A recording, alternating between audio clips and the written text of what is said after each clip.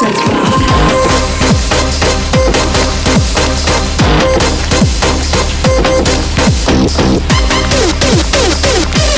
I have been trying this right here, and this is the Rode VideoMicro. And the reason I bought this is because I wanted to get better audio out of the Osmo. One of the biggest complaints about the DJI Osmo is that it has bad audio, and primarily has to do that the microphone is pretty much right there where the motor is, where the gimbal, the electronic system is. So you definitely hear a lot of that grinding. You're gonna get very good audio and any usable audio really, specifically on low and middle range loudnesses. Whenever you get into maybe pretty high, because I remember filming on Vegas. When I went to Vegas, I had there was an artist playing on the streets, and actually the audio from that came out pretty good.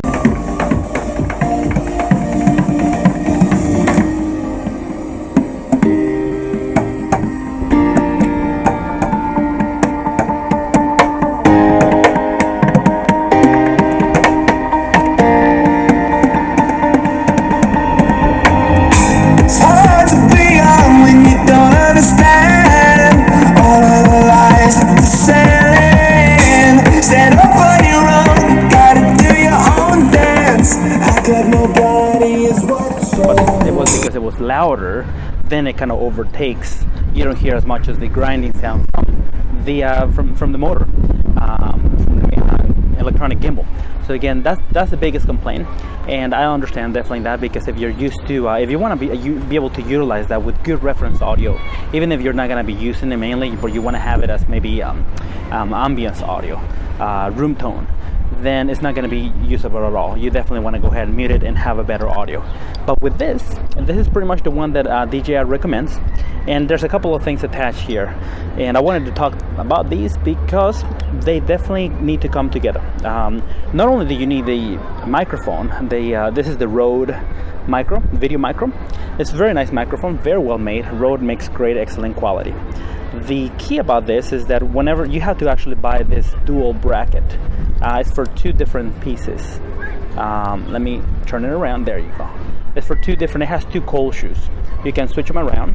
But not only do you have to get that, you need to buy the extension. And anyone else that has utilized the Osmo as much as I've done it, I mean, I don't think that I'm an expert on the Osmo, but I have used it a lot. And again, I bought it because I wanted to go ahead and try it out, and I wanted to go ahead and just utilize it instead of using the GoPro system that I've been using. And they all have their own strengths, but I definitely decided to keep the Osmo and buy it because it was so great of a unit. Just simply not having to worry about rebalancing your shots, that is key, and that's going to give you automatically a good 50% higher probability of keeping your shots. As long as you have, you know what you're doing, you're shooting correctly, you have it correctly exposed, then your shots are going to be, more of them going to be more usable. So my keep rate, it has been, I will say 8 out of 10 shots. So now I get to keep versus my GoPro gimbals, not electronic gimbals, but I was using the iGlide. That one I was keeping probably about half of them, because many of them, they were just wobbly, or they will lose balance throughout the day, through any day, whenever you're working. And again, this is for video journalism primarily, just quick shots in and out. You can use it for bigger productions, but primarily, again, I'm focusing on this for video journalism. So I had to buy this, which was the extension, kind of extension arm. The problem is that, well, the extension arm is about $30.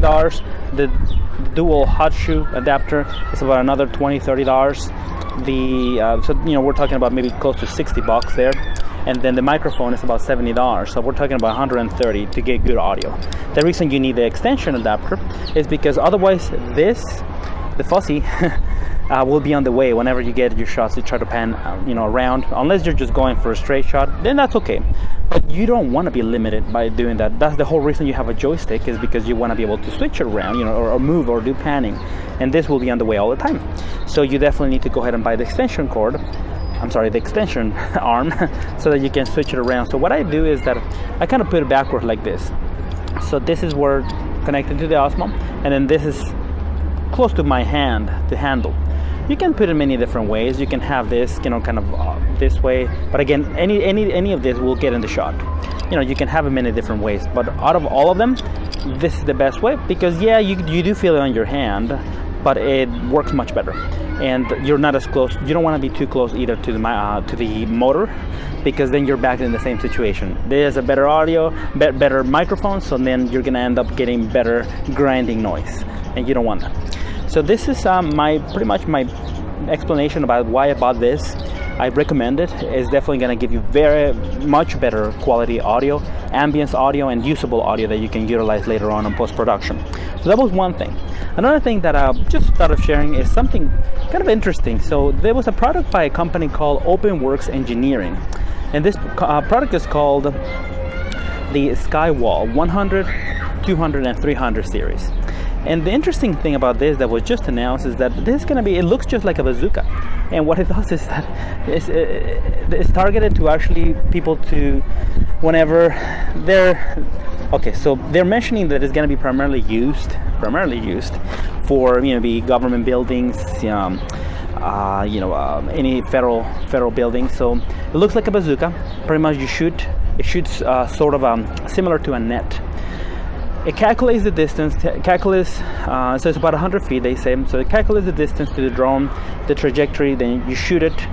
It traps the drone in its net, and then it brings it down, because of course then by then the net will cripple in a way, get the rotors, it's going to get the propellers stuck, and then the drone is just automatically going to come crashing down. But what it does is that once it grabs onto it, and then once it turns off, then it will, whenever it starts falling, then it's going to eject a small parachute, and then it's just going to land safely. There's a couple of problems with that, and by the way, I'm here, you know, this is a very nice church. I just decided to take a nice walk here. This is one of the events I just finished. The couple of things about that is that why would they make something that looks like a bazooka, and why would anyone want to shoot drones?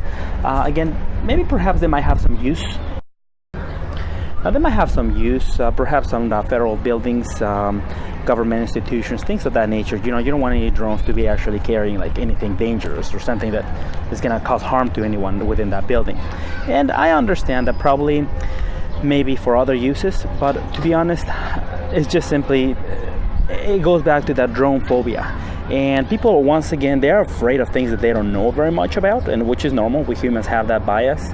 But again, you know, just things like this just make me think, you know, where is the industry going to go? Because this is the year where drone companies have been more free to actually produce and create things, primarily because now we have the federal regulation, more accountability, and you know, again, you know, everyone's welcome to create whatever they want for the market, but it's just very interesting. So I thought of sharing it with you guys. I'll put a few pictures here. The item is not going to be out for sale yet. There's those three series. The 100, which is just you carry just like a bazooka, you shoot it, and it's gonna be, it's really gonna look funny, right? But then the other portion is gonna, the 200, I believe, if it was explained correctly, that one you're gonna be able to mount it on a tripod temporarily. It's gonna be there guarding the area, maybe the event. It makes sense. And then the third one is gonna be the 300 series, which is permanently mounted. You know, perhaps outside of, you know, I don't know, the state capitol or, you know, the White House. You know, understandably. And it's just simply very interesting thing. So I just started sharing it with you guys. Food for thought. You can just make your own, make your own ideas, connections. But it's something interesting. And we'll just keep an eye. You know, keep being responsible. Everyone that uses a drone should be responsible. Should be accountable for the things that you do. Utilize it for fun. If you're a hobbyist, utilize it well properly. If you're a professional, and we'll definitely find a way somewhere in between. We're gonna meet, right? And so that's the key. But I hope that you guys like a little bit of the review of this. It's very well built, just like DJI. I mean, most of their products, very well built, and metal, full everything metal. Nothing there is plastic, really, aluminum. And the microphone is perfect, very good quality as well. You know, from Rode, as you were to expect it. So it's $130 to get really good audio from your DJI Osmo.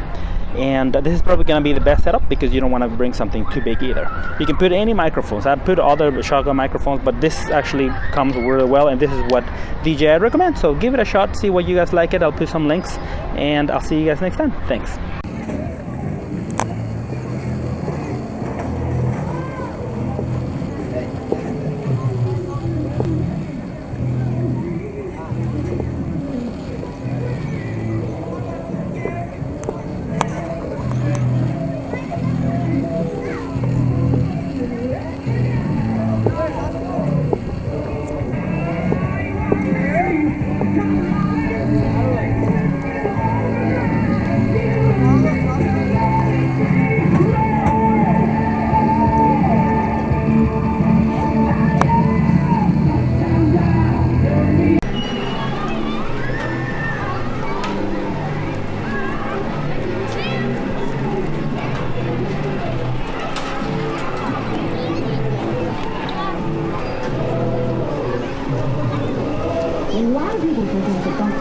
for grade 11 every Monday, 100.7 PHRS. I am running as Izzy and everything we can here in the Valley to help end neglect and child abuse for children in the Valley, and we'd like for you to help too.